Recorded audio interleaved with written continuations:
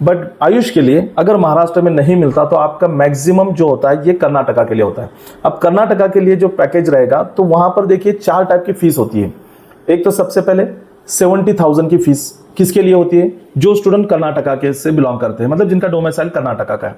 फिर सेकंड होता है 2.5 लाख पर ईयर।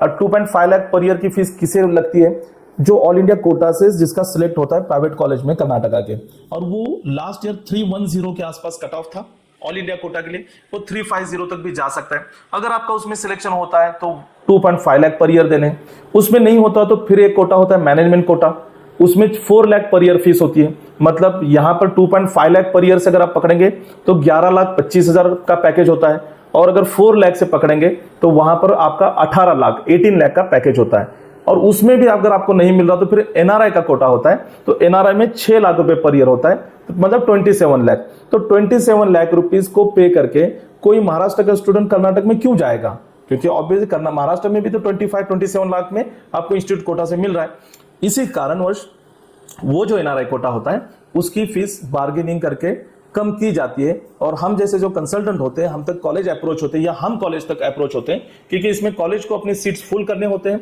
और हमारा काम होता है कि आप कितना मिनिमाइज कर सकते हैं। तो इसके लिए हमने जो ग्रुप पर मैं बार बार कहता हूं कि कर्नाटका के बहुत सारे कॉलेजेस का हमारे पास पैकेज 15 लाख तक आया है, और जहां पर हम कोशिश करेंगे कि आपको 12 लाख रुपए में अगर एडमिशन मिलता है 2.5 लाख से तो पहले वो ट्राई करेंगे, अदरवाइज 15 लाख का पैकेज है, 18 का है।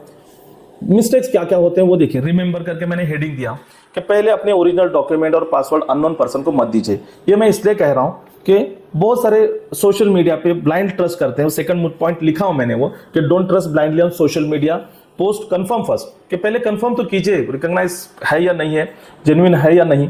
तो प्रॉब्लम कहां हो रहा है कि वो जो जिसने पोस्ट डाला है, जिसने नंबर डाला है, उससे सिर्फ फोन पर कम्युनिकेशन होता है, वो फिर कॉलेज बुला लेता है, वहां पर आपका पैकेज डिसाइड होता है और आप उन्हें ये कर देते हैं और निकल आते हैं। बाद में फिर अगर फोन बंद हो जाए तो आप उसको कहां ढूंढेंगे। फिर लास्ट ईयर में से बहुत सारे केसेस हुए कि न पासवर्ड स्टूडेंट के पास है, न पेरेंट के पास है, सब कुछ चीजें उस एजेंट के पास है और वो पैसे निकालने के लिए दे नहीं रहा।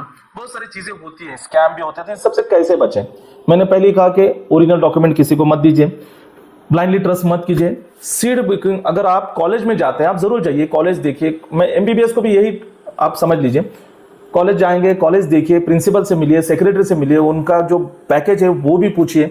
अगर आपको ट्रस्ट है उस कॉलेज पर, प्रिंसिपल वगैरह पर, तो आप वहां पर डोनेशन का सीट बुकिंग अमाउंट दे सकते हैं। लेकिन ध्यान में रहे, सीट बुकिंग अमाउंट आपने दी इसका ये मतलब नहीं कि आपकी सीट बुक हो गई। यहीं पर सबसे बड़ा प्रॉब्लम हो रहा है। आयुर्वेदा में क्या हो रहा है कर्नाटका के इसमें कि आप सीट बुकिंग अमाउंट दे देते हैं, डॉक्यूमेंट दे देते हैं। अगर आपने वो सीट एनआरआई कोटा से ली हो, जैसे मैंने कहा कि 6 लाख रुपए से एनआरआई कोटा में कोई एडमिशन नहीं लेता, तो वो सीट आपको 27 लाख की अगर कॉलेज ने 20 लाख में दी है और आपने पेमेंट किया है तो वो एडमिशन आपका हो जाएगा। वो किस तरह से होगा कि एनआरआई में वो चॉइस फिलिंग में डाल देंगे, आपको मिल जाएगा। बट अगर आपने कम बजट में डिसाइड किया है तो उस कम बजट में कॉलेज वाले आपकी चॉइस फिलिंग करेंगे, बट खुद का एक ही कॉलेज करेंगे, आपके पास दूसरे ऑप्शन नहीं होंगे। और अगर दूसरे स्टूडेंट्स जिन्होंने उसी कॉलेज को डाला है चॉइस फिलिंग में, उनका स्कोर आपसे ज्यादा है तो सीट उनको अलॉट होगी। तो यहां पर कॉलेज क्या करेगा कि आपसे 15 लाख रुपए में डन हुआ है, अब दूसरे स्टूडेंट को आपकी सीट मिल गई तो कॉलेज उनसे एक्स्ट्रा अमाउंट लेगा, क्योंकि ऑब्वियसली आपका पेमेंट आपको वापस करना है, तो उनकी से एक्स्ट्रा अमाउंट लेकर, उसको हम डेवलपमेंट फी कहते हैं, हर कॉलेज लेता है, कुछ अच्छे कॉलेज नहीं लेते।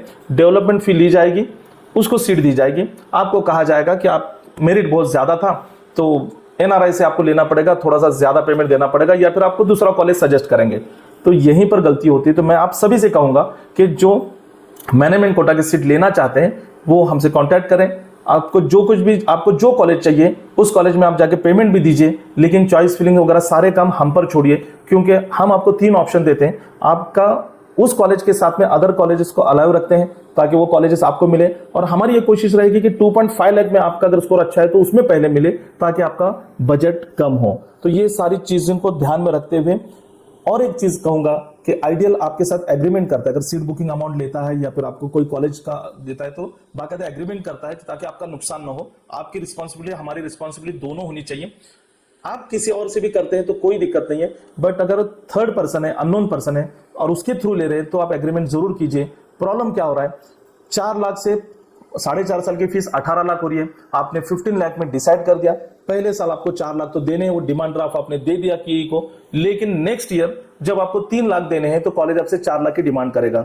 अगर उस वक्त तो वो एजेंट जी या फिर जो पर्सन है जिसके थ्रू किया है या कंसल्टेंट अगर अच्छा है तो वो कॉलेज को बता देगा कि इनका इस पैकेज में, लेकिन आपके पास राइटिंग में क्या है, तो यहां पर प्रॉब्लम हो जाता है। तो ये सारी चीजों का ध्यान रखते हुए आपको सिक्योर्ड एडमिशन चाहिए, 100% जेन्युइन एडमिशन चाहिए, तो आप आइडियल टीम से कांटेक्ट करें।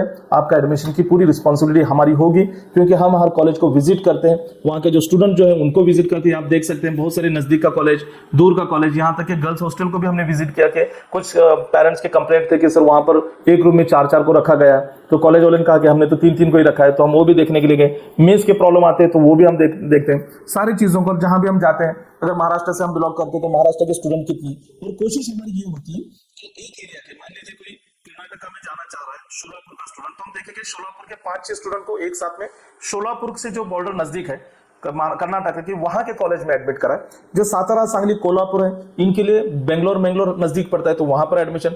जो मुंबई के अगर पेरेंट्स होते हैं तो उनको बाय फ्लाइट बाय ट्रेन जा सकते हैं, तो वो भी बेंगलोर। तो उस हिसाब से हम सारी चीजें कवर करते हैं। लेकिन यहां पर भी आपको एक करना है, हम जो कॉलेजेस और जो पैकेज आपको देंगे, आपने उन कॉलेज को जरूर विजिट करना है। वहाँ के जो हमारे प्रीवियस स्टूडेंट हैं उनके नंबर आपको दिए जाएंगे, जब आप विजिट को जाएंगे उनसे भी आप मिल सकते हैं, पूरा कॉलेज देख सकते हैं। उसके बाद वहाँ का मेस में खाना जरूर खाना है। हमने जहाँ पर गया मेस की एक प्लेट हमने मंगाई ताकि टेस्ट कर सके कि क्या प्रॉब्लम है। जहां प्रॉब्लम है हमने वहीं पर कहा कि हमारे बच्चों को एडमिशन नहीं दिलाएंगे क्योंकि आपकी मेस का खाना बराबर नहीं है। कर्नाटका का ये जो हमारा 1-to-1 काउंसलिंग होने के बाद में 10 या 12 तारीख से कर्नाटका का जो BMS का सीट बुकिंग हम शुरू कर रहे हैं। आइडियल का सीट बुकिंग हमारी प्रोसेस इस तरह से होती है कि आपकी सीट बुकिंग अमाउंट हम हर कॉलेज की अलग अलग होती है, वो आपको बताएंगे, एग्रीमेंट करेंगे और फिर जाके आप कॉलेज पहले भी जाकर देख के आ सकते हैं, फिर सीट बुक कर सकते हैं या सीट बुक करा के भी कॉलेज को जा सकते हैं। हमारी कोशिश रहती है कि हर कॉलेज को एक ही एरिया के 4 से 5 बच्चे एक साथ भेजते हैं हम, ताकि सबके ट्रैवलिंग और वहाँ रहना वगैरह सब आसानी होता है। एब्रॉड का भी हमारा यही फंड है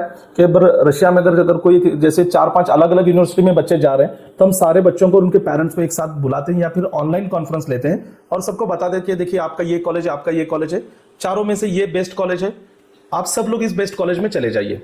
और वो भी उन पर छोड़ देते हैं, डिसीजन हम किसी पर नहीं थोपते क्योंकि वो कॉलेज बेस्ड ही होता है। और ये पेड काउंसलिंग के चार्जेस हैं हमारे महाराष्ट्र के लिए 8,000, Maharashtra plus other state 15,000, abroad के लिए 25 और डीम्ड के लिए 20,000 वन स्टॉक चार्जेस है। इसमें रजिस्ट्रेशन से लेकर एडमिशन तक, फिर स्कॉलरशिप और एजुकेशन लोन, सारे काम इस पैकेज में, सारे सर्विसेज में हो जाएंगे। आइडियल का जो यूट्यूब चैनल है उस यूट्यूब चैनल पर भी आप जाएंगे और देखेंगे तो आपको सारे वीडियोस आपको मिलेंगे। आपके जो क्वेश्चंस आपके दिमाग में चल रहे हैं वही क्वेश्चंस को अच्छी तरह से मैंने एक शॉर्ट वीडियोस बना के 5 मिनट 7 मिनट के बनाकर दिए हैं। पेड काउंसलिंग वालों के लिए कैसे होता है, डेली सेशन होते हैं और कॉलिंग टाइम सुबह 11 से 11। अब ये आप फ्री वाले हो पेड वाले हो, जो भी नंबर आपको दिए हैं इस नंबर पर कॉलिंग अगर आपको करना है तो प्लीज सुबह 11 के बाद ही कीजिए, सुबह 7 बजे से मत कीजिए। डेली सेशन आगे पीछे होंगे, बट संडे का 9 to 11 का सेशन हमेशा चलता रहता है। एडमिशन होने तक एडमिशन से रिगार्डिंग होता है, एडमिशन के बाद में स्कॉलरशिप, एजुकेशन लोन और जो दूसरे स्कीम होते हैं उससे रिगार्डिंग होता है। तो चलिए मिलेंगे नेक्स्ट संडे, तब तक के लिए अपना ख्याल रखें। गुड नाइट, शुभ रात्रि, शब खैर, जय हिंद।